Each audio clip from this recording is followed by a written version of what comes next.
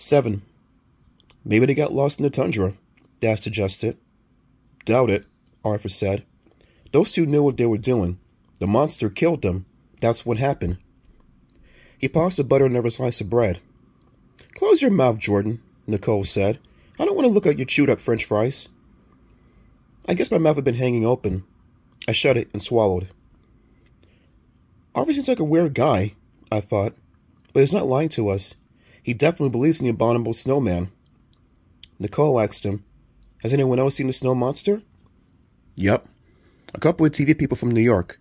They heard about what happened to my friend and came to town to investigate. They set out into the tundra. Never came back either.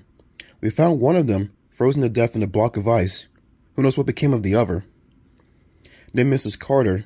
She was in a main street. She saw the snow monster a few days later. Arthur continued in a low voice.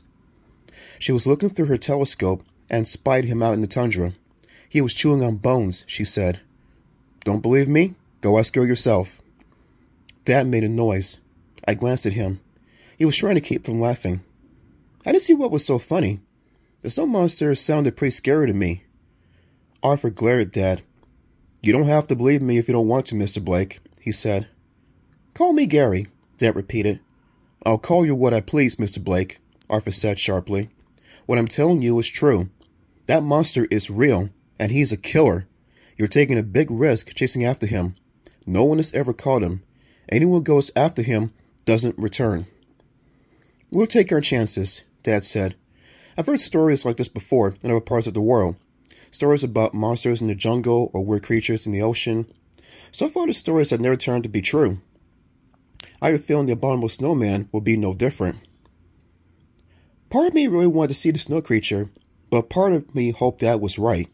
I don't deserve to die, I thought, just because I wanted to see snow.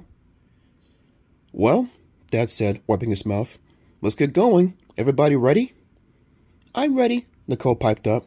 Me too, I said. I couldn't wait to get out in the snow. Arthur said nothing.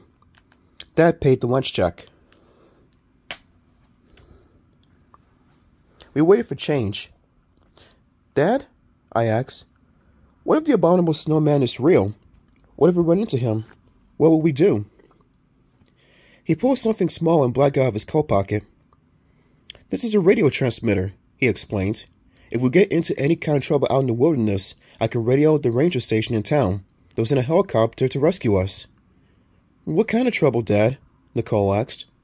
I'm sure there won't be any trouble, Dad assured us. But it's good to be prepared for emergencies, right?